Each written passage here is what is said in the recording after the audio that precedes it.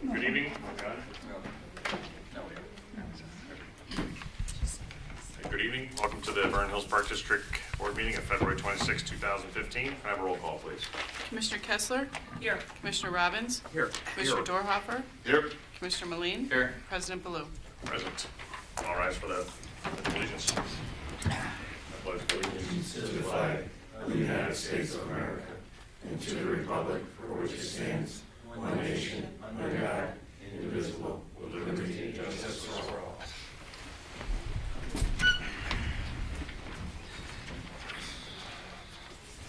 Okay, first item this evening is the omnibus vote agenda. Items under the omnibus vote agenda are considered routine and are non-controversial. Will be approved by one motion. If a separate vote on any one item is desired, it will be pulled from the omnibus vote agenda and voted on separately. Items this evening are A, minutes of the regular board meeting of January 29, 2015. B, minutes of the closed session meeting of January 29, 2015. And C, payables, less Granger, and payroll through February 26, 2015, in the amount of $534,380.77. Do I have a motion to approve? So moved. Hold on.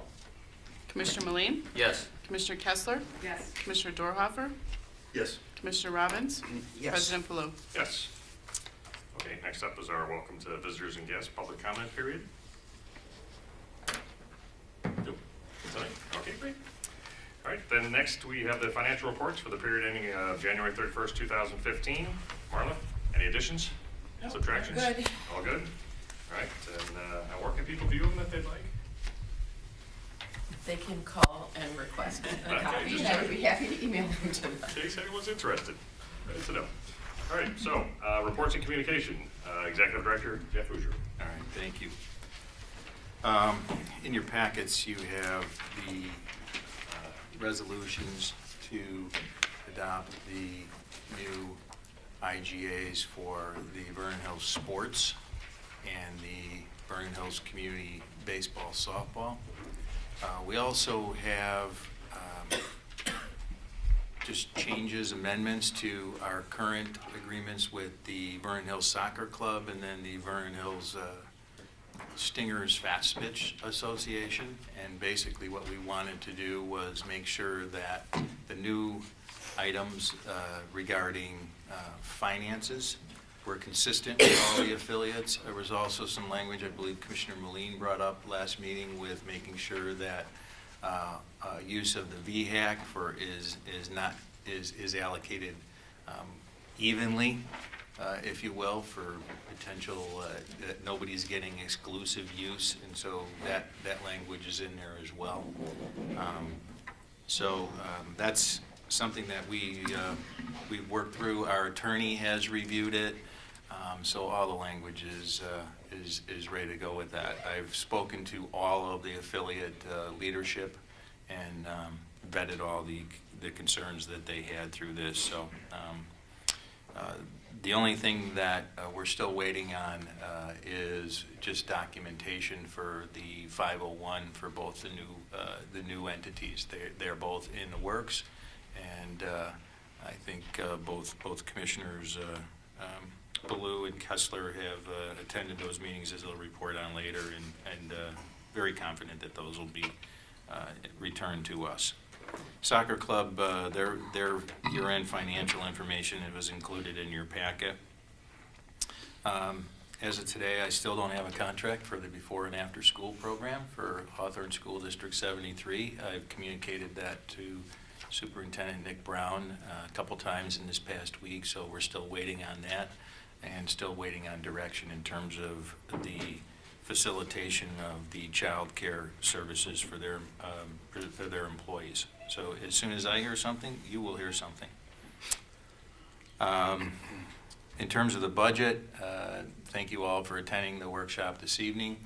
We'll have a second workshop on March 19th, and I'll just tell you right now, I think it'd probably be best if we met at 5 o'clock instead of 5:30, which was the allocated time, so we give ourselves enough to at least another 90-minute period of time on that March 19th meeting to talk about, some of those items. Joe Brousseau of Brousseau Design is with us tonight, and Joe is our landscape architect on doing our Deerfield Park master plan, and so Joe will have, Deer Path, what did I say? Deerfield. Sorry, Deer Path, thank you. Deer, yeah. You're like, you're gonna design all of Deerfield, Joe? That's good for you. Apologies on that. So Joe will have some information for us. Our strategic plan, and sometimes I feel like I'm repeating myself, that we're still getting in the final stages, but I rest assured Amy and our staff cleaned it up earlier this week, and so they're just doing some of the necessity items of putting the document together. So we should have that completed within the week. That will need to be approved by the full board, and so we'll have that on our March agenda, and then we'll distribute that to the community and beyond. If you're interested in attending the annual IEPD legislative breakfast, some of you may recall we've hosted that in the past year.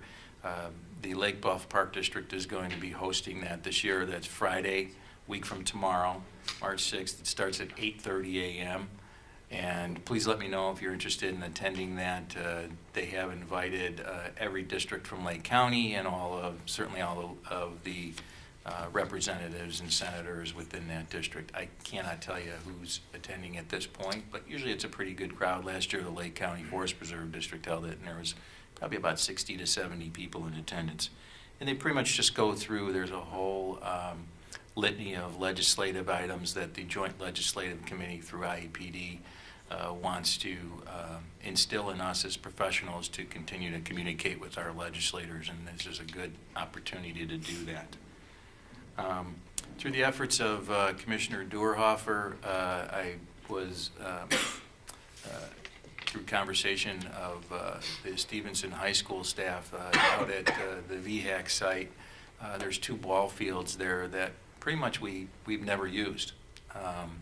I know that the Stingers have used them from some tournaments in the past, and so Dave connected me to a contact there.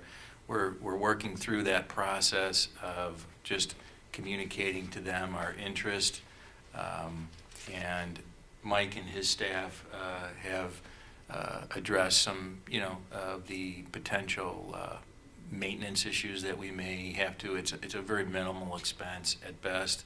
And I think the use for potentially our baseball program, community baseball, travel programs, both baseball and softball, would be ideal. We do not have a 90-foot field that we own or operate, if you will, within the Park District or at the village of VHAC. This site does. And so that would be a good opportunity for some of our older kids to be able to use that. So should have an answer from them probably within the next week to 10 days. And then they're going to be working directly with Joe Bruntmeyer in terms of all the scheduling if it works out. You have a request tonight from the village for use of the Century Park grounds for the annual 4th of July festivities and then their annual summer celebration. I would recommend that we approve this request. It's been an annual request. Jessica Mitchell's here this evening to talk about, she's our community relations and risk manager. She's going to give an update on our recent accreditation and LCR through Pederma. That would conclude my report. I'd be happy to answer any questions.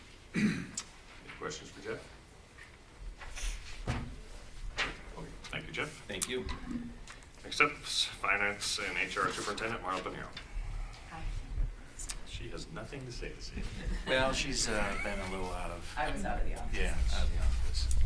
And in terms of Tom Ritter's report, for the sake of time, if you have any questions, I'd be happy to answer those at this time if anybody has any questions.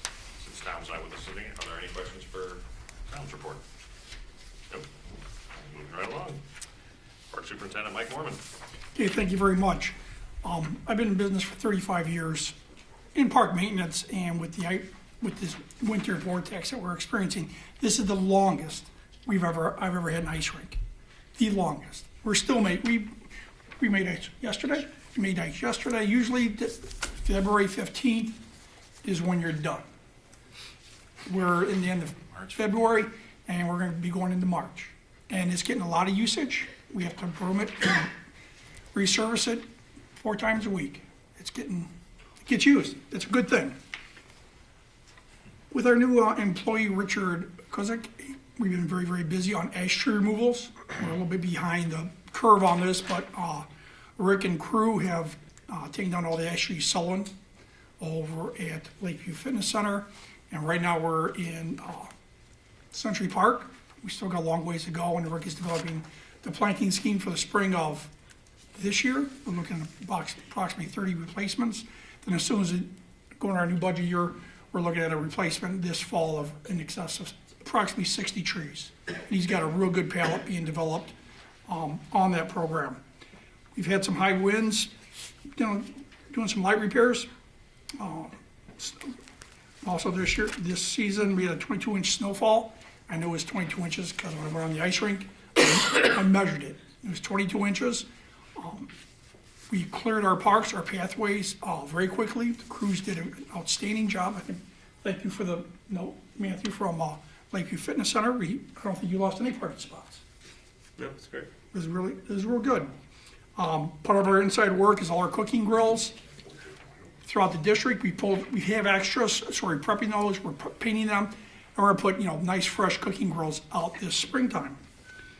And with the anticipation of Hartman Park Shelter becoming more usable, more rented, staff is in the inside cleaning and painting the inside of Hartman Pavilion Shelter.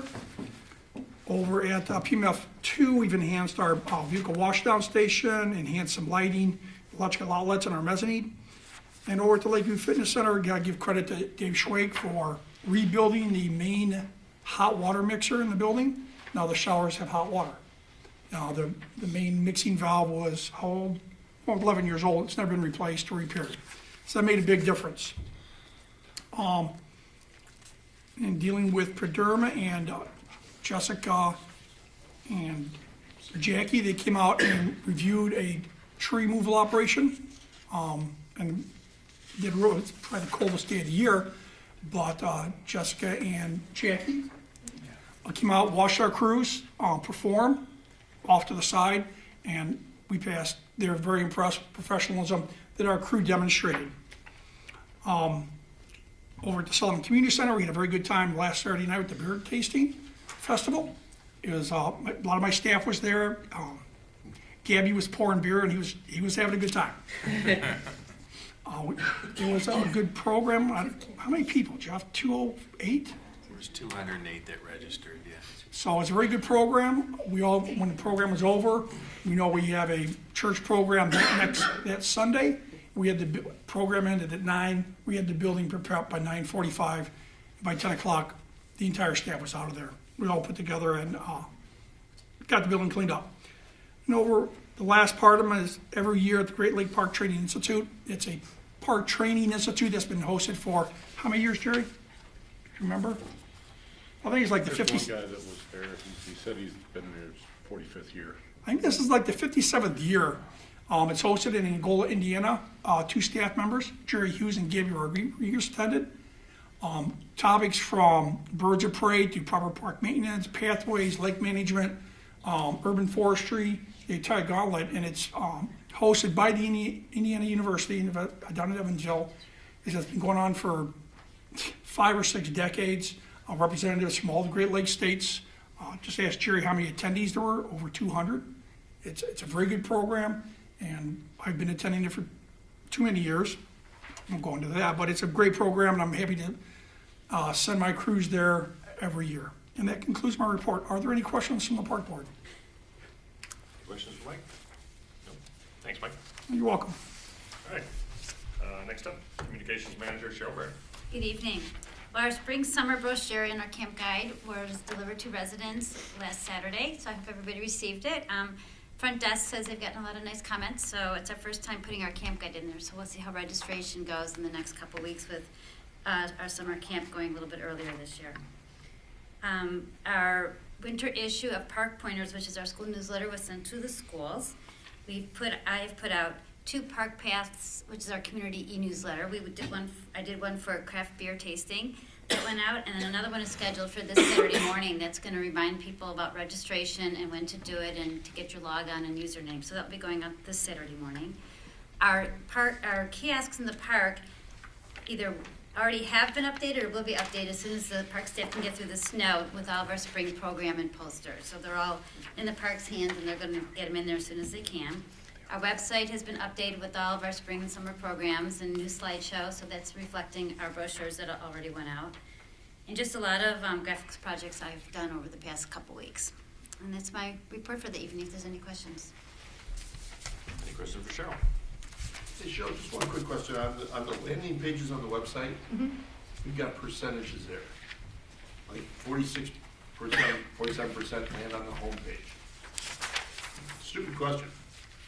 Is that supposed to equal 100 eventually through all the landing pages?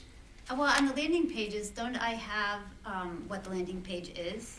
Yeah, so you got landing page, home was 46%, Okay, 47%. Next is Lakeview at 8%. And then the Well- leagues are at 3%. So I'm just doing the math, and it's like, okay, we're at about 60%. No, That you means know what, 40 because they list about 10 to 12 landing pages, I just list the top 3 or 4. Okay, so So there when are you get landing- through the whole thing. There's like 10 other, okay. Yes, so- I could provide that if you No, like. no, I just was curious.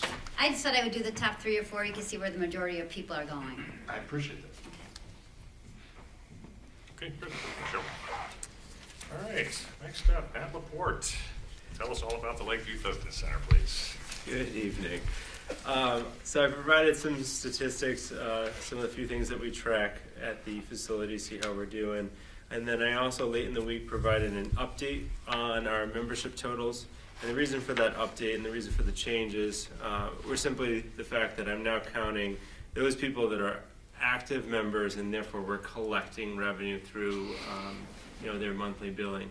Well, in the past, we've counted those that may be on suspension or hold, which would be like for vacations or travel overseas or something like that. Or for those that when they get billed and their credit card doesn't go through, we automatically now put them on suspension. So maybe tomorrow or whatever, they would become a active member again, but I don't want to count them in our full total since we're not collecting revenue from them.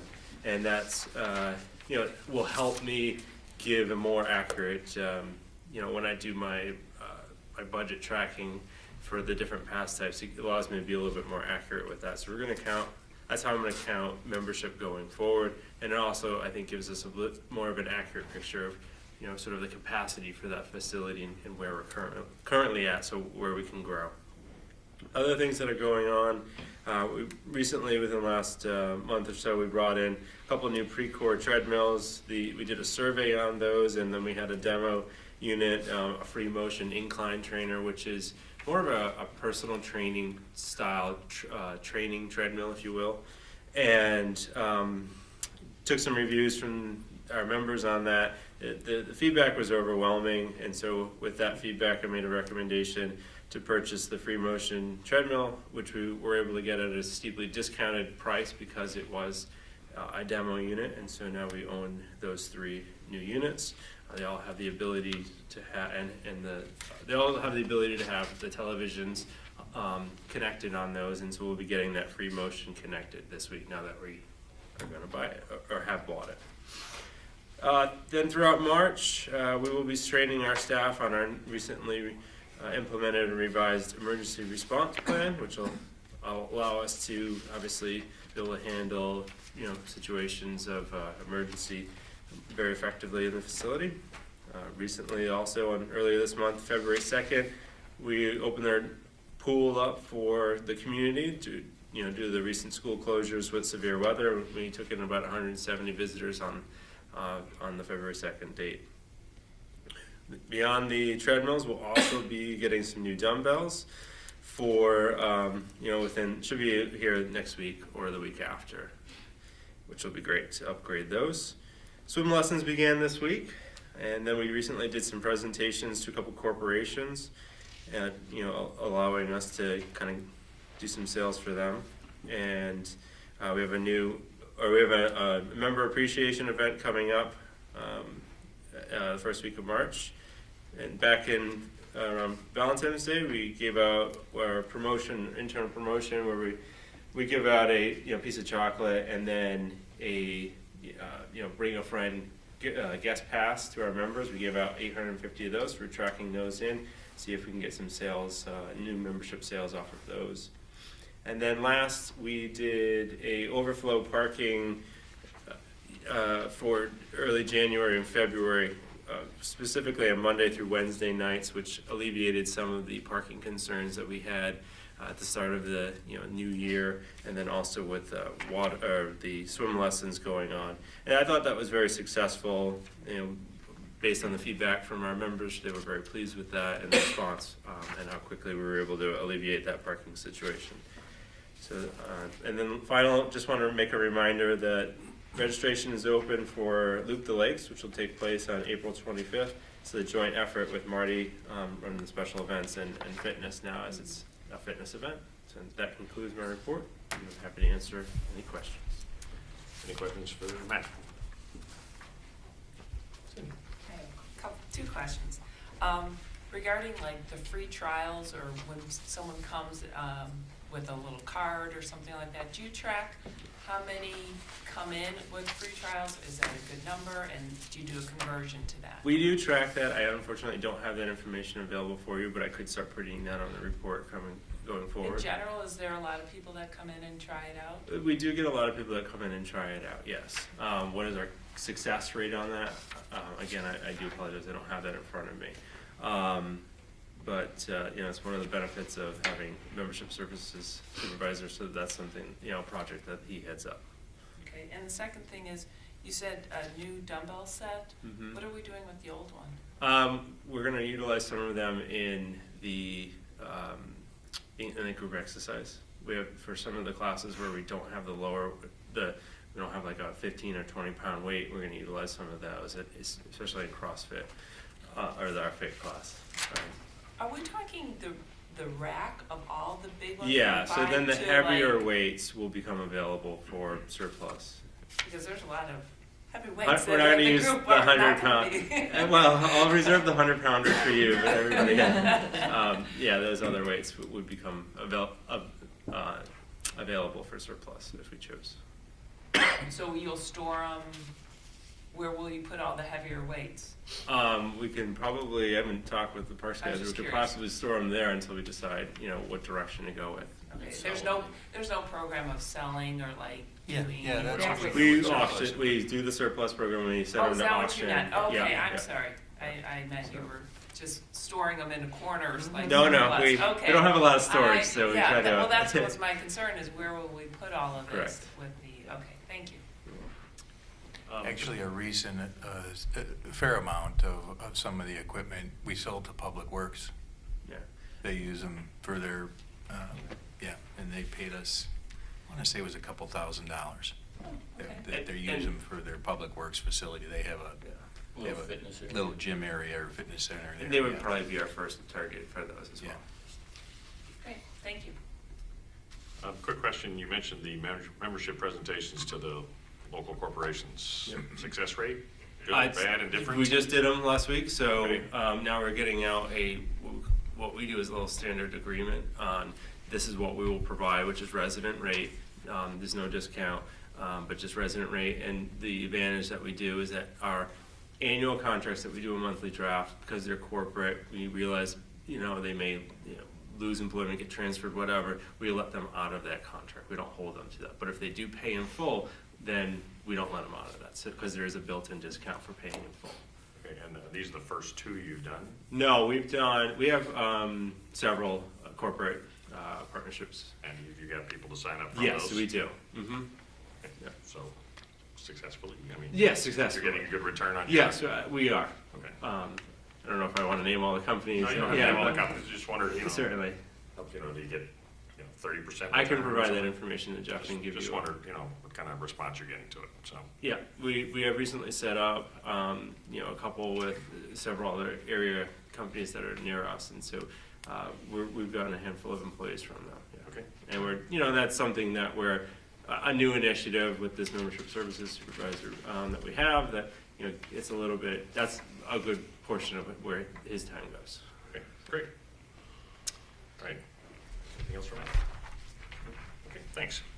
All right, that's up our Commissioner Committee reports and communications, liaison to affiliates. Commissioner Kessler, anything with the Vernon Hills Community Baseball and Softball program? Yes, I met with them, they had their first meeting, just kind of reviewing the organizational structure of it, the different volunteer positions that they're looking to fill, what each of those positions, what skill sets they're looking for, their responsibility, the term limits.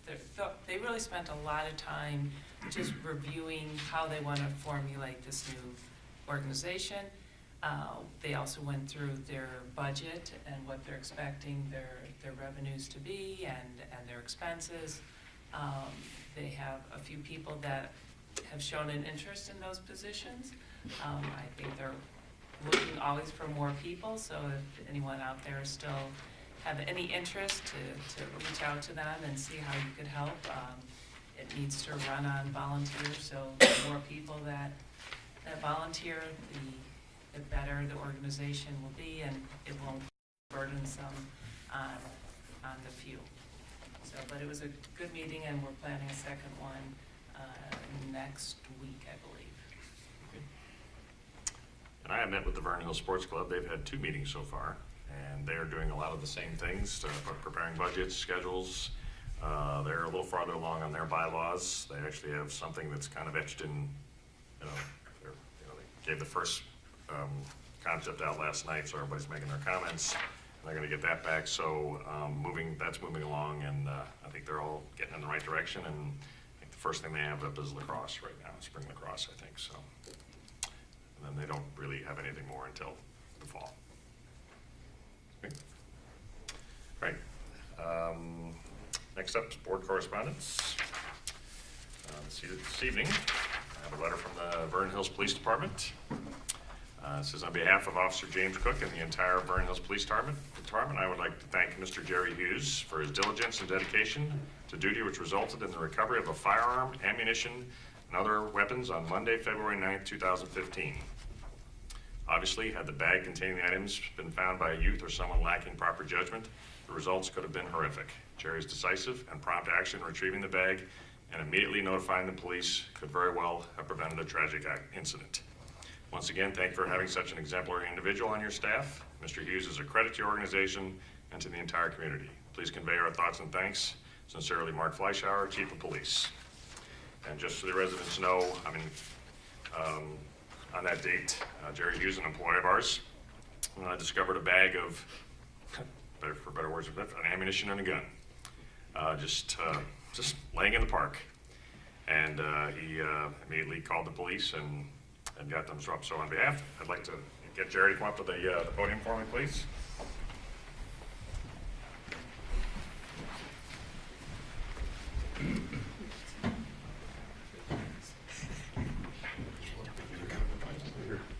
Over here.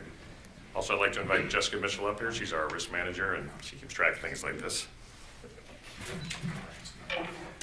Got a new podium. Oh, nice. Okay, sorry. All right, so in grateful appreciation for your diligence, dedication, and outstanding service to the community, we'd like to present this Vernon Hills Park District Certificate of Excellence to Jerry Hughes for really doing something great in the community. And Jerry, we really appreciate it, and it was a great thing you did. So well, thank you very much for that. Your pictures, you get to hold this. Just so Jessica, she's our risk coordinator. We like Jessica in the pictures. It's better than me. Taught him everything he knows. You want to get out of there, Jim? Just Get out of the way. It's just awful. So once again, Jerry, we'd really like to, we appreciate it. I mean, it was a great thing that you did, and I know the police department was very happy for it, and I can't express our thanks enough. Well, thank you for doing it. Thank you. Great job, Jerry. Yeah, good job, Jer. Thanks, Jeff. Thanks for coming on. Yeah. You do it every day of the week. Well, I think if I can just, The story was Jerry just saw this bag stuck, it was like a Jewel Osco bag or something stuck in the side of a snowbank, and he just grabbed it and flung it in the back of his pickup. And he heard this boink, and he thought, oh, I better check this out. And sure enough, that's what he found in there. And there was also a significant amount of $20 counterfeit bills. So, great, just, to me, just a great job by Jerry, and I think the chief spoke very well in terms of just conveying his gratitude in terms of an exemplary individual that we have in staff. And so, from the staff's perspective, from my perspective as a director, thank you very much, Jerry. You did a really good job. Thank you. Okay. Thanks again. All right, next up we have no unfinished business. And, Jessica, you get to come right back up again. Jessica's here to give us our Paderma Agency Accreditation Report. Paderma's Loss Control Review, also known as the LCR, is Paderma's way of keeping our agency's employees, patrons, and property as safe as responsibly possible. The LCR consists of a series of forms based on core risk management and safety practices, which separately assesses our administration, aquatics, park maintenance, and recreation. And recreation is subdivided between Sullivan Community Center and Lakeview Fitness Center. Some examples of what they look at include our safety inspections, the actual trainings that we provide, and the training documentation, policies and procedures, and lag time for us to turn in claims reports.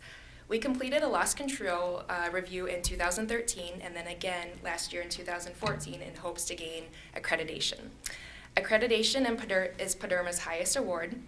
An agency's two most recent LCR scores must average 95%, with neither score going below 92.5%. Also, certain loss-related criteria is necessary to achieve and maintain. And in 2013, our score was 98.96, and last year in 2014, our score was 98.84%. So we are accredited. We did get the plaque. It's on the wall over there to prove it, with room for us to continue to get the award. Because we scored greater than 85%, our next LCR, our loss control review, will be 3 years from now. So during the off years, we have what's called a plan of action, which is formalized with our risk management consultant, Jackie Pierce from Paderma. So that is the focus now that I'm facilitating with staff, along with maintaining our loss control review standards and doing what we can to be compliant with Paderma. So all of our staff has worked very hard at this, and it's something that we should be proud of as a district. Congratulations. Congratulations. Any questions for Jessica? Good job. I'd like to the thank staff. you and all your staff for Yes. everybody getting on Great board. job. So, 98 point something is, When do we get the jacket? Jeff wants to know when he gets his jacket. April. Okay. April, maybe late May at the latest. okay. All right, very good. Thanks, Jessica, I appreciate it. Okay, next up is our annual Village of Vernon Hills request to use Century Park for the July 4th and summer celebration events. I need a motion to approve the village request to use Century Park for July 4th and the summer celebration events. so moved. Second. Commissioner Dorhoeffer? Yes. Commissioner Kessler? Absolutely. Commissioner Robbins? Yes. Commissioner Meline? Yes. President Balloon? Yes. Next is our amendment to affiliates with the agreements with the Vernon Hills Soccer Club and the Vernon Hills Stingers Fast Pitch Association. I need a motion to approve the amendments to affiliate agreements for the Vernon Hills Soccer Club and the Vernon Hills Stingers Fast Pitch Association. So moved. Second. Commissioner Meline? Oh, 1 second. We have a question? Yeah, Yes, Bruce. I'm sorry. Bruce, go ahead. I just want to make a comment. We got the audited report for the Vernon Hills Soccer Club for the year ended May 31st, 2014, and we really appreciate that. I'd also like to make sure that we get copies of their not-for-profit tax returns, the 990s, because all we got was the financial statement. Okay, yeah. And the other organization, we haven't gotten anything. I don't know if it's in the works, you know, a financial statement or a tax return. Yeah, so the agreements basically are that every August, from here on out, is when all of the affiliates will have to present all of their annual report, if you will, to the district, you know. So I'm not sure what the Stingers' fiscal year is. Do you know, Dave? I don't know. Is it August. August? Is it that one? Is? So I'll make a point of requesting that from them. Sure. Okay. Any other questions or comments or things? All right, roll call, please. Commissioner Meline? Yes. Commissioner Robbins? Yes. Commissioner Kessler? Yes. Commissioner Dorhoeffer? Yes. President Baloo? Yes. Okay, next up, I need a motion to approve Resolution 1-15, affiliate agreement with the Vernon Hills Sports Club. So moved. Second. Commissioner Robbins. Just have a question now. Can we vote on this when they haven't gotten their not-for-profit status confirmed by the IRS? Yes. Okay. Commissioner Kessler. Just a question on the $10. It lists travel lacrosse and tackle football, so it would not include the flag football? That's excluded from it? Right, so football is just all encompassing in one. Mainly it's the cost because of us having to stripe the field. It's field maintenance. And since we do it for tackle football, flag is using it. So rather than, it'd be like for us asking for an additional fee for maintenance services when it really isn't. So we're not incurring any additional costs, it can all be utilized? Not for flag. And then so for basketball too, because it's used in our gyms? Basketball and because it's indoors. indoor Yeah, gyms, so yeah. there's no, It just there's kind of no like, custodial fees or other things that we? well, that incur gets with passed on to them if they're rent, you know, what Joe does is, like for travel basketball, if they use a gym on a Saturday or Sunday, those costs get billed back to the affiliate if there's Okay. custodial fees. Yep. Thank you. You're welcome. Okay, roll call, please. Commissioner Dorhoeffer? Yes. Commissioner Kessler? Yes. Commissioner Robbins? Yes. Commissioner Meline? Yes. President Baloo? Yes. And now I need a motion to approve Resolution 2-15, an affiliate agreement with the Vernon Hills Community Baseball and Softball. So moved. Second. Commissioner Kessler.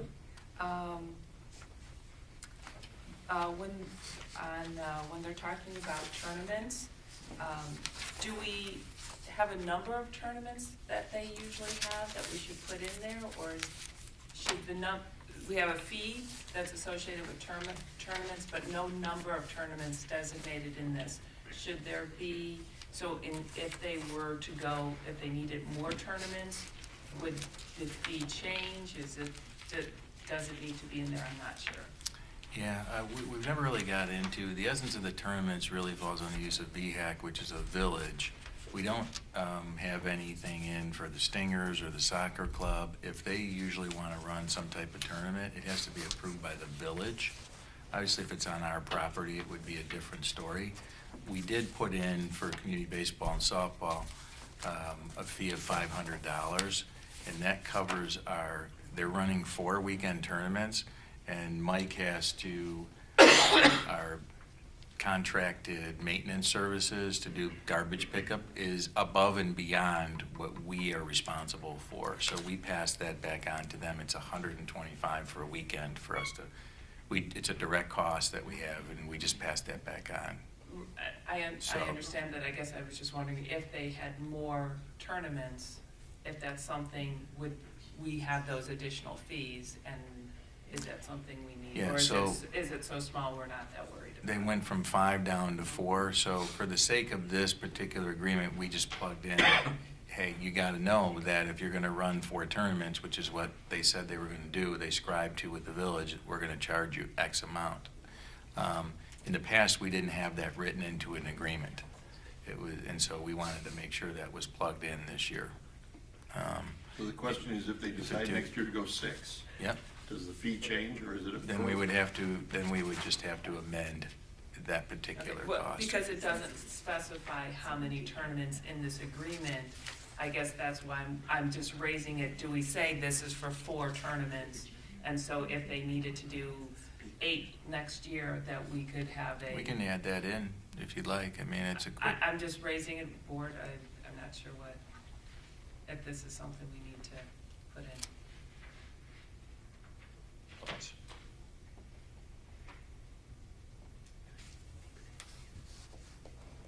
Quiet on the Western Front.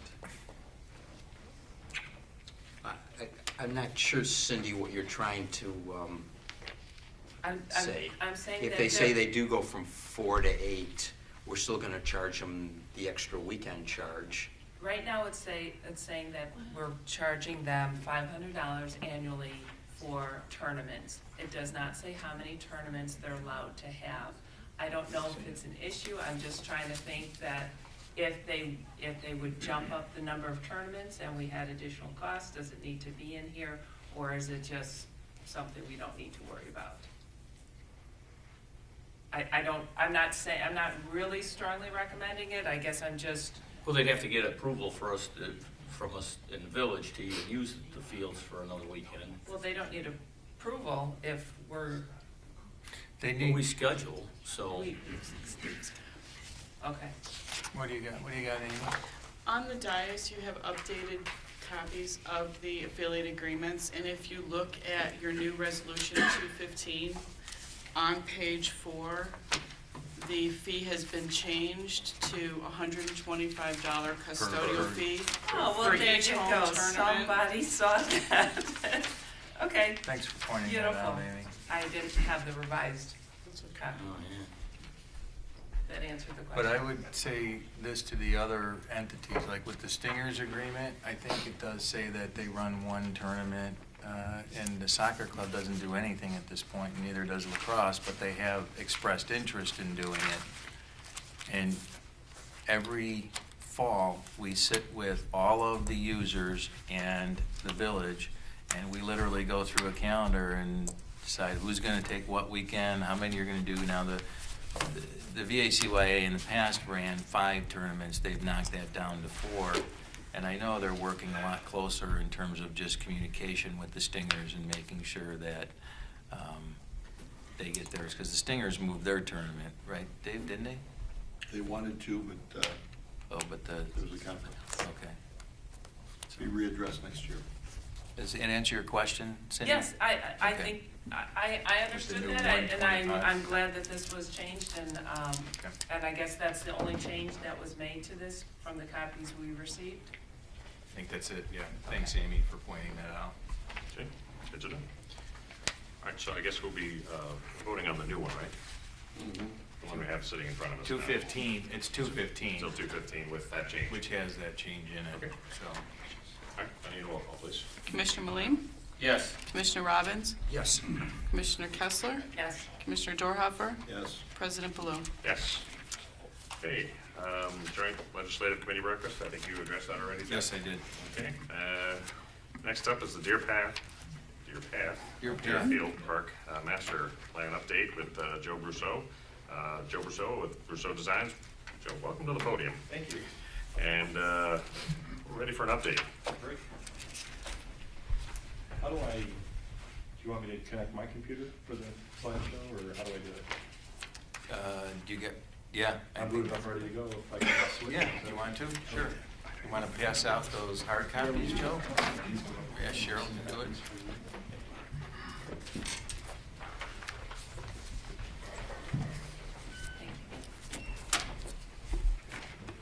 You know how to set that up, the projector?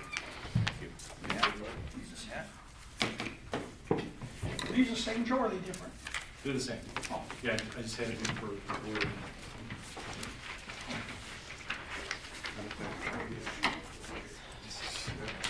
Thank you.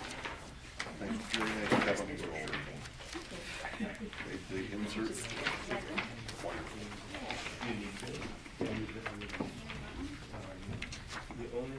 Oh, you said that, yeah, yeah.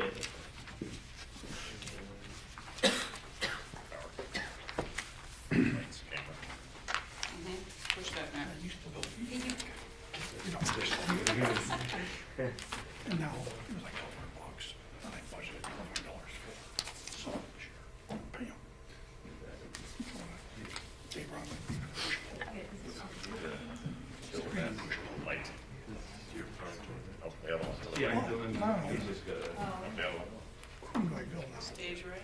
And then I guess, Is that enough for you? why don't you bring those Might two need up? it Yeah, over let's do here. back up. Yeah, I'll talk tomorrow about that. Okay. that's good. Wood lighting. Want to put this underneath it? No, it's a connection issue. Yeah.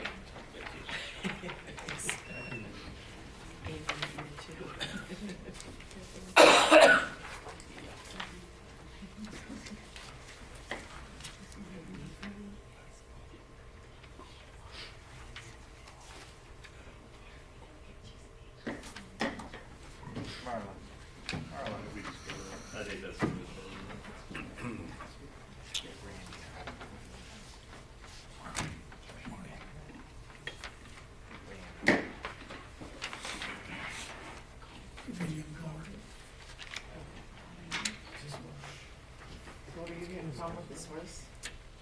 There we go. Okay, we're in business.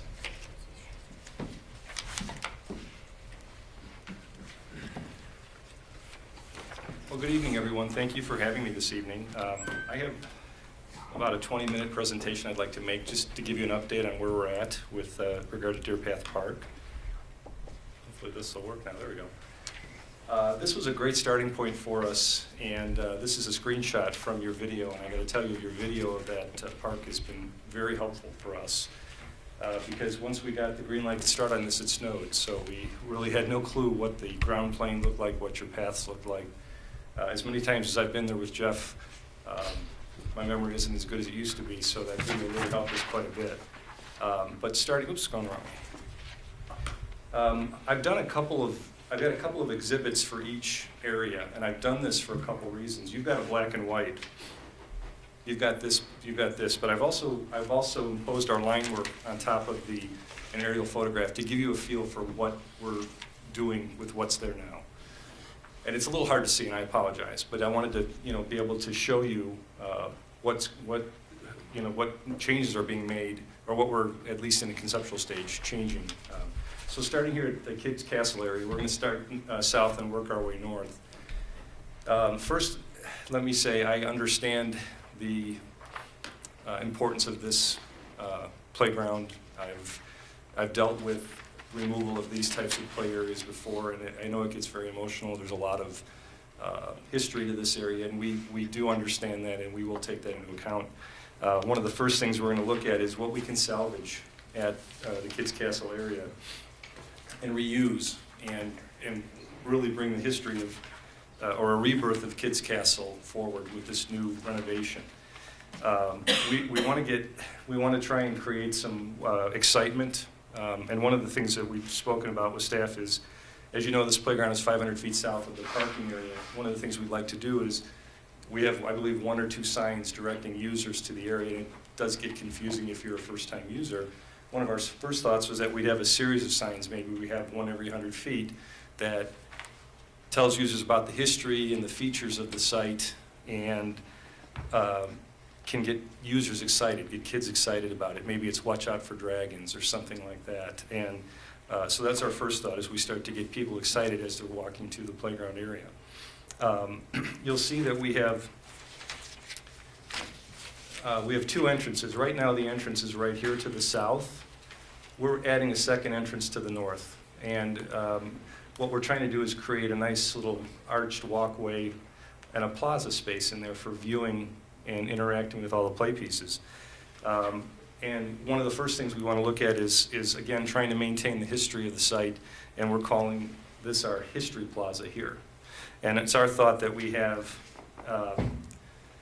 reuse, as I said, of existing features in the playground, reuse of the signage, the sponsor signage, the embossed pavers, and then provide some history of the site. And I'd like to even see us get special experiences that people have had there and feelings that they have for the old playground. We see this quite a bit when we have our public meetings. There's a lot of reminiscing and a lot of fond memories, and we'd like to capture some of that. And we thought perhaps we can do an audio.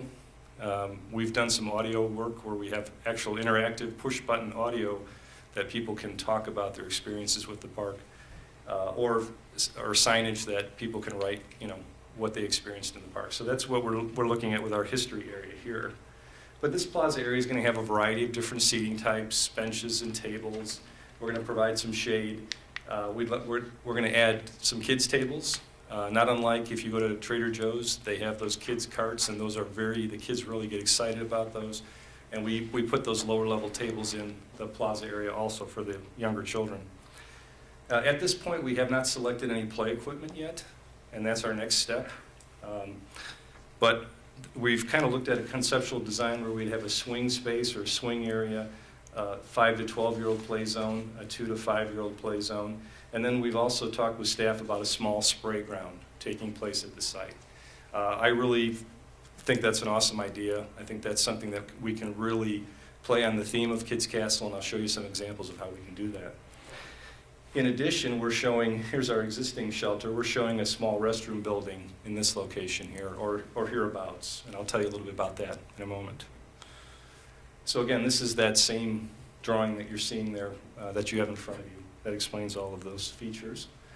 Here's some examples of some of the castle theme play structures that are out there. This is a landscape structures product, and I'm going to give you, they sent me a bunch of examples of what they can do. So as you can imagine, with these, nowadays play structures, they're so interchangeable, there's so much we can do with theming and customization that we could really do a really nice castle type feature here.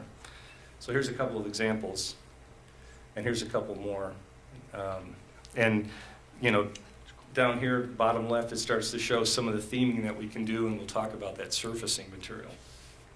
Next, we're looking at 2 different options for playground surfacing here. Staff has expressed an interest in having 100% of a rubber surface or some type of synthetic surface there. On the top, you see a poured-in-place rubber surface, and on the bottom is a tile surface. And they both have their pluses and minuses.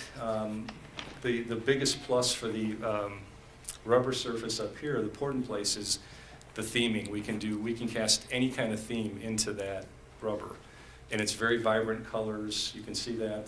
One of the drawbacks, though, is that over time the resiliency of this starts to deteriorate. So, you know, in about 8 to 10 years, you don't have that attenuation that you had when it was first installed. So that's one of the negatives.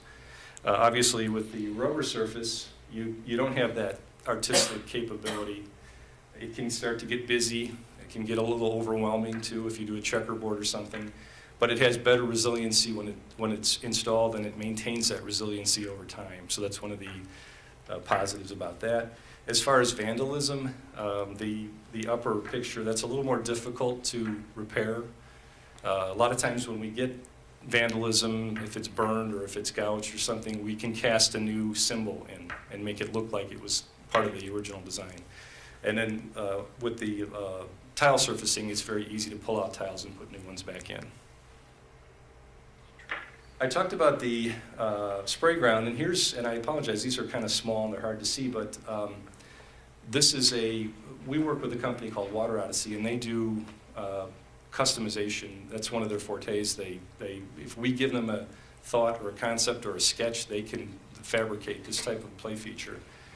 They also have a product which is called the Launch Pod, and what I like about this is it's fairly inexpensive, and it's a hydraulic system, and it does not require electricity. So basically the way it works is a child will step on this piece acts as a drain. There's a little spring-loaded push button, and when that happens, when a child steps on that, all the features will come on, and it'll pop off over time.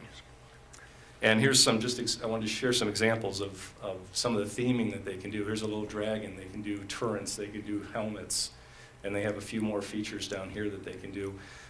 And what I love about working with them is, as I said, they can do anything that we can imagine. And it really, I think, would help with the theming of the overall Kids Castle. And here's just an example of what a small little spray ground can look like. And we envision this as something that's more for younger children. It's lower level play activities. And it's really my opinion that I don't believe it's going to take away from or impact your pool or aquatic facilities in terms of, you won't see a spike in use. I really don't feel that you'll see that. This is a real quick shot of the restroom building. this is a tank system. The building itself, right here, is prefabricated. It gets dropped off the truck right on the tank. The tank is underground. The tank gets serviced once or twice a year, depending on the use. There's no flush toilets here. It's my understanding that sanitary sewer is pretty far away. So we're looking at this type of a concept. You've probably seen these in golf courses. You see them in larger parks and golf courses quite a bit. I've been in several of these. They work really well. They're self-venting. They take in air through the doors and they vent out the stacks. So they're very clean. They're not malodorous in any way. So that's what we're looking at. Okay, ball field 4. Here's an overview of that field just to get you acclimated. And again, I'm going to skip this one because it's even harder to see here. You can follow along. But what we're looking at doing here is we're going to provide new backstops, new player and spectator fencing, new dugout areas. Right now, spectator bleachers are a little further back. We would recommend moving them a little further forward to get them into the action a little bit more. We're proposing either resurfacing or putting in new core walks for accessibility. And in field 4, we're going to be putting in a new netting system to control those foul balls. And there's a couple of options that we have with regard to that. We can make it integral with the backstop, or we can have it separate. I believe it's separate now. So we can streamline it a little bit so you don't have all those posts. And we're going to look at both options for you. Also, we're looking at a batting cage or batting tunnel at each field. And this one we're showing at this point, just south and east, right there. And this is there's a variety of ways that we can do this, and we'll be talking with staff about some of the concepts there. But staff has expressed an interest in having a synthetic turf interior for that and electricity for pitching machines. Okay, field 3. Same concept all the way around. The only difference is we're not going to be doing anything with any kind of netting here. And we're going to locate the batting cage to the east, pretty much where you've got, I think you've got one located now. Yeah, thank you. And here's some examples. Staff's expressed an interest in having shade for both the users and the players. And there's a lot of options with regard to that. And I just wanted to share a few with you. You have something that's a little more rigid type of roof. We've done canopies. We've done both of these. Here's some examples of netting that there's a lot of different options with regard to that. Here's a batting cage tunnel.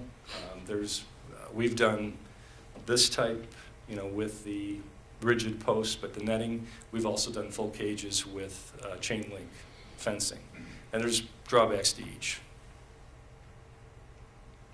I didn't mention, it was on one of my previous plans, and I apologize, but staff has requested that we look at a fishing pier, some potential for an accessible fishing pier. And I've shown a couple different varieties. We've done quite a few of these floating piers. This is on the left. It basically has an abutment and a gangway that goes down. As the water level rises and falls, the floating pier goes up and down. The gangway pivots right here at the pivoting point, or there's a hinge at this point. We've had a real struggle with these with regard to accessibility. And it's not only the water level changing can make that non-accessible, but we've had trouble with the manufacturers in this little transition plate making it accessible. So we're trying to work out the kinks with that. We have also looked at doing permanent piers like this. So there's a couple different options. They both have different price implications. And we'll discuss that with staff. Okay, the parking and tennis area. We've looked at, the staff expressed a concern about parking, and I understand that parking is limited and there's a need for more. And one of the concepts we wanted to express or bring up tonight and get some feedback from you is tennis. Right now there's 6 courts. And what we're looking at doing is replacing 2 of the courts, one of the concepts we have, with parking. That's about 50 spaces that we net there. So that's one of the ideas we wanted to bring to you and get your feedback. We really need to hear from you what your thoughts are on that. With regard to the existing parking lot, we'd look at resurfacing the entire lot and the driveway coming in. And then tennis courts, we're going to do the same with resurfacing, and we're looking at different options. And one of the problems that we have here, as you all know, this is all floodplain. So we have to look at what we do with regard to the resurfacing because we don't want to raise any of those existing levels. existing surfaces. And there's a black and white of that you've seen. I also wanted to bring this up for discussion too. I know that staff has expressed that there's perhaps an option to take these fields out, which would provide more green space for lacrosse and other field type activities, and we'd like your feedback on that also. And if you want to keep these fields, do you want to renovate like we've done to 3 and 4? So we need to hear from you on that. And finally, to the north, the staff wanted to do some kind of an outdoor movie viewing venue. And this is a very simple, the black and white's a lot easier to see. We'd be looking at having some kind of a walk, excuse me, asphalt or concrete coming out, a landform that we fill, a little circular pad that can be used as a stage, or it would be used to have your screen and have some outdoor viewing. There would also be electricity obviously brought into that area for sound and for the video. And I think it'd be a nice addition to that area. And lastly, although I don't have a plan for it, staff would like us to look at replacing all the lighting in the parks, the path lighting. And correct me if I'm wrong, 68 lights, Mike? There's 68 lights in that park. Staff's expressed an interest in going to a lower level bollard type light, so we're exploring those options. I know you have some now. I noticed those tonight when I drove by and they were on. So we're looking at providing a few different options with regard to that. So our next steps is we have created, based on the wish list that staff has given us, we've created a budget. And we've got to do some slashing to get down to the target budget that staff has indicated. And that's our next meeting. We really have to sit down, roll up our sleeves, and pick and choose what we want to do. We're going to issue a playground equipment RFP to get some more definite playground equipment layouts. And we're going to need those for the grant. We're going to continue to refine our design development drawings and bring them up, put more detail on them. And then after we get all that done, we're going to meet with the public and get public input. So with that, if you have any questions, I'd be more than happy to answer them. I know there's a lot to digest there. And some of this stuff obviously is new and you haven't seen it, but these were items. A lot of these items we obviously did in context with making sure with the OSLAD grant that we wanted to put some quantitative features in that would score well on the grant process. So that's why Joe introduced some of those. But I haven't seen it. I'll be anxious to see those budget numbers, Joe, when we meet again. Sure. We do have a budget of 1.5 million on this particular plan. So you mentioned the grant. Yes. And I know there's quantitative items, number of items that you have to even qualify to send in a grant. Yes. Do we have enough of those featured items in your plan at I this feel we time? do. Yes, I feel we do. The rule of thumb that I've been told by the grant administrators is 5 or more recreation-based activities, so we do have those. We have it in the playground, tennis, ball fields, floating pier, and movie area. So we have our 5. We've also, Jeff and I had a brief discussion with the senior grant administrator that we work with, David Selman, and one of my concerns was they rate one of the rating systems that they use for your grant to rank it amongst the other applications that are out is the IRFI, which is the Illinois Recreation Facilities Inventory, and how your existing inventory of features that you're asking for funding for example, playgrounds, compares with the per capita average of the state. So I was concerned about that because, based on the number of playgrounds you have, based on the number of ball fields you have, you don't show a need for these features. But David did clarify that that's only about a 10%, that represents only 10% of the evaluation. So that made me feel better.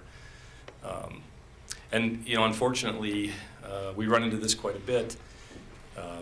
And I've talked to Jeff about this at length. I really feel that they need to reevaluate that IRFI and base it on more urban areas instead of the statewide average, because it really hurts agencies that have a lot of parks. And I have a lot of clients that do have 20 to 25,000 in population, and they have 40 parks. So it really hurts their chances. But I was pleased to hear that it is not a very large part of the evaluation process. Jeff, you mentioned the 1.5 million. Is the grant included in the 1.5 million? Yes. As Well, far as your budget? well, let me say this. I mean, if we don't get the grant, then we're going to have to do some value engineering on that 1.5 and really look at what are the necessities of doing some improvements out at Deer Park. And to me, right now, the two major improvements are Kids Castle and the tennis courts. And those are items. I mean, we've been putting off the ball fields for a little while. I mean, it'd be nice to do that, but that's still, I think, a conversation that we need to have with the board is, you know, do you want to do all 4 fields, or is there, you know, the fields 1 and 2 on the north end, do you want to continue to keep those? To do those 4 ball fields with backstops, players' benches, about $130K. And that's in our capital plan. We've allocated those funds for not this year, but into next year. The time frame on this project is something that we would, OSLAD is due by July 1. Correct. So obviously we want to have all of, you know, go through all of our community meetings, get input. Joe's working with Amy Lamberti, who's agreed to take on this Kids Castle effort. And we've had meetings with her already. Joe has met with her. And get that application in by mid to late June. You know, the people who put their application in last year in 2014 got notice on January 3rd of this year. So they don't turn around quick decisions. It's, you know, 6 months later you find out, okay, so everybody's holding off. Now Governor Quinn awarded $24 million in OSLAD grants. So you have all those communities that are banking on that. And then Governor Rauner comes in and puts a freeze on that particular fund. So now people don't know if that's going to be, if those funds are going to be present. I know Joe's got a lot of clients and people are anxious. So that's kind of a long response to your answer, Jim, but I would say out of the 1.5, yes, we're banking on that 400, and the village is also agreed to contribute 250,000 towards the Kids Castle. So 650K coming from that, and I'm very confident in Amy Lamberti that she's going to hit the community hard and get some support in that, and we budgeted some money there. So our out-of-pocket on this is probably somewhere we'd like to be around 800,000 if we get the grant. Okay. So we got to look at things like, you know, what do you want to do? I mean, you know, the fishing pier is kind of a nice little thing, but you know, the batting cages, I mean, there's a lot of, but we're trying to find things that are really, and Joe and his firm, they've had a lot of experience and they've had good success with OSLAD grants. And so, you know, we're reliant on his background and expertise to assure us that the amenities we want to put in are going to be weighed heavily. Yeah, I'd like to get some good feedback when it comes to removing the ball fields or the tennis courts from the community. I don't want to get a lot of flack. Yeah, I would We're tell not. you, Mike, I think from a staff's perspective, the 6 courts are rarely ever used. No, I understand We that. get that, and I understand that's a community, we want to get input. But what we hear a lot is when we have weekend tournaments, which are, you know, several now during the course of the year, everybody's parking along the roads there. Sure. And so if we can get, you know, more cars in there. Yeah, I think that- I'm not suggesting Yeah. we don't do it. I just want to make sure that we get some good community input regarding both, any kind of removal Absolutely. stuff. I think the rest of it, you know, it's all. And I looks think very we've nice always and- done that, Yeah. and we will, you know, this is just gonna have to be a little more of a ramped up effort. Obviously, the grant requires that, so we wanna make sure we get support. We have talked briefly with baseball about the use of 1 and 2, and they pretty much said there's limited use that they have. Now, I don't know about the Stingers, We haven't had any conversation Well, I with think part them, of it so- is, you know, Yeah. depending on, you know, let's say we fix 3 and 4 up really nice. People take a look at it, they use it a little bit, they might like it a lot, you might get some more usage in there, you know what I mean? I think part of it is, the reason there's no usage is because of the condition they're in. I mean, not that they're in poor condition, but they're certainly not the best fields we have in the, you know, within the district or within the village, so. Right. I think one might lead to the other. Well, I think, you know, I'm trying to just get direction for Joe moving forward, what the board's thoughts are on the ball fields, on the fishing pier, on the tennis court with the parking. Well, is the fishing pier one of the 5 things? Because Yes. you listed them really quick, and there was one I didn't That's one of them, didn't yes. find that brain cell, so that was the Yeah. 5th one, okay. Yeah. Do the batting cages qualify, Joe? We talked about this, and I really don't know the answer to that. We can seek some clarification. You know, it might depend on if they're located together, so it's more of like a facility versus just an addition to the field. Is the playground is the spray ground one? That's a good point too. That's another one that I believe we can split that out. That is What another about the one. restroom? Yeah, probably not. It's got to be recreation based. That I think would be looked upon as infrastructure and not recreation, although it's necessary for recreation. The other thing that we didn't discuss that I think we talked about briefly was a fitness station area also.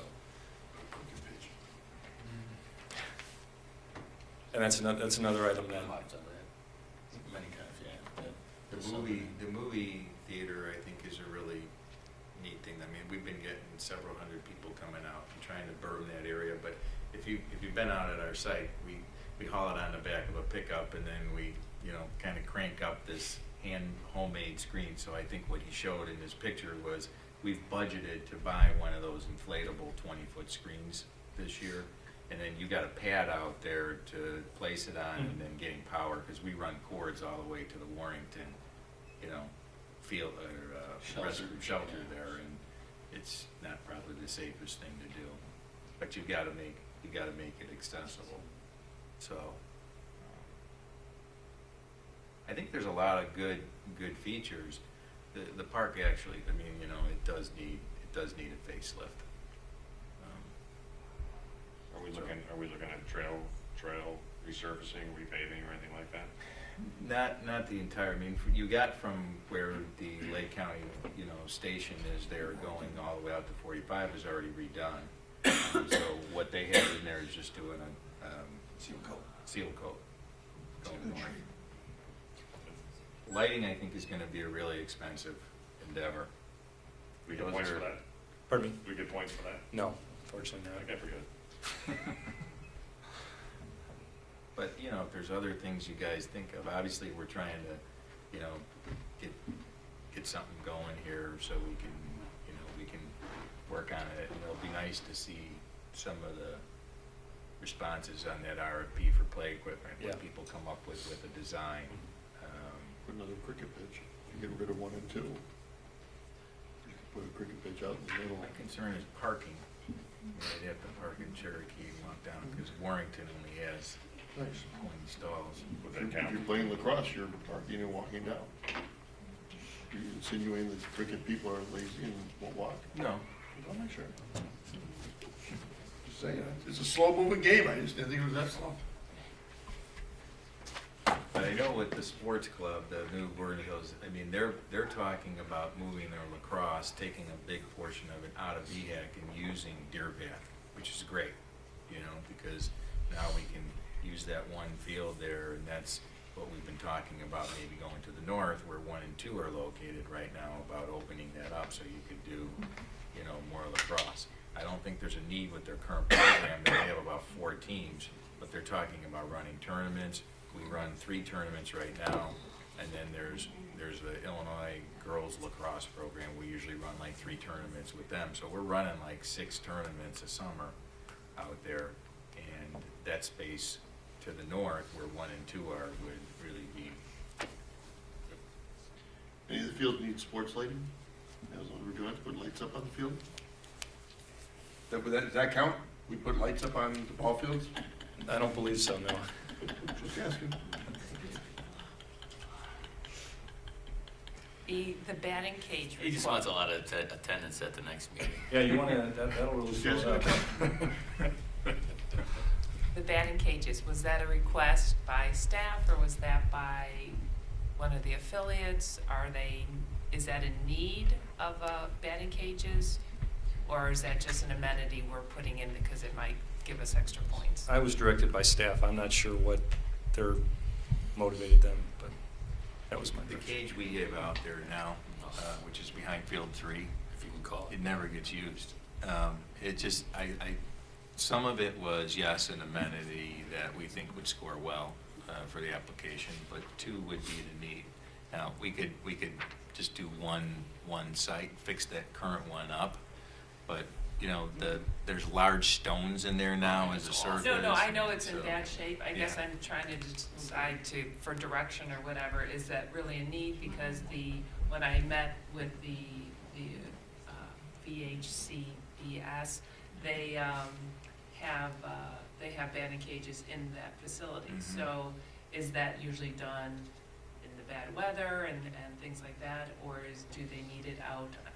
I think out if there? you build them, Cindy, I think they They get will used. come. Yeah, because even if With you the go out on turf. Deer Path on a weekday at 5:30 or 5 o'clock, if those fields aren't being used for anything else, I can guarantee you there's at least one set of dad and daughter, dad and son out there just in the middle of the, like on the infield, practicing pitching, practicing hitting, practicing fielding, and then they go over, even the batting cage, that batting cage even is bad, it's got, if it rains, it's got frickin' puddles in it, it's the wind blows the fencing back and forth, or the netting back and forth, so, and it still gets used. So I guess the question, or the answer is, it is being used and it would be Yeah. a feature that's. I think so.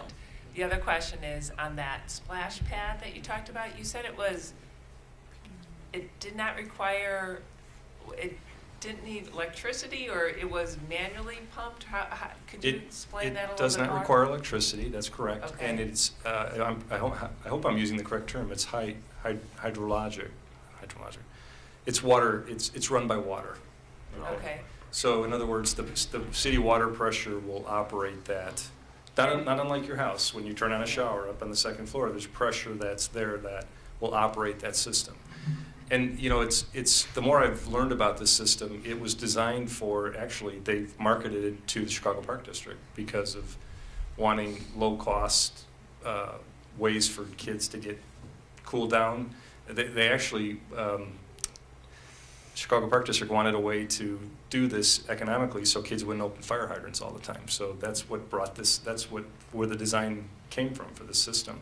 so is it only turned on by someone doing something? Is there an Stepping on activity? Stepping on that, it's a spring, almost like a spring. I don't know if you've seen drinking fountains where you push Okay, it. so And that someone would spring- step on it and it would go on for A predetermined time based on how that spring is set. So it might be 3 or 4 minutes and then it'll go off. okay, Then there's also an overriding, so what we would do is we'd put a solenoid valve on the water service to the pad, so that you didn't have midnight revelers using the pad. So in other words, we turn that on at 10 a.m. and it goes off at 8 p.m. okay.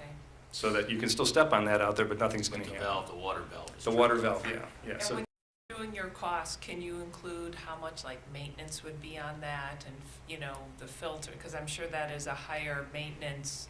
there's, I will, but to answer your question, it's a low maintenance because it's city water. There's no filter, there's no balancing of chemicals. It's just water that comes right out of, it's city water, so. Than the cost of the water? Yeah, well, sure, yeah, we Maybe can, of yeah, if what a typical, estimate. 8-hour day would cost, sure, absolutely, yeah. Any other questions for Joe? All right, Joe, we appreciate you coming in and looking at it. We'll review it, and I guess we'll get back to you. Great, thank you so much. All right, thanks. Thanks, Joe. Okay, next up.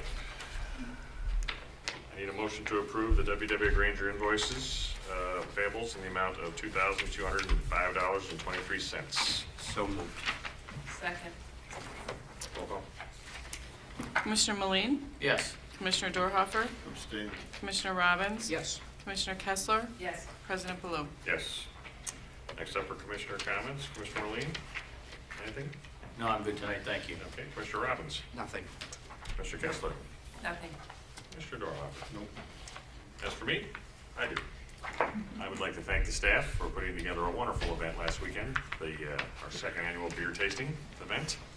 I think it was very well received. There was a lot of people there. Also like to thank the Lions Club for their contributions in coming in and pouring some beer for us and working the tables.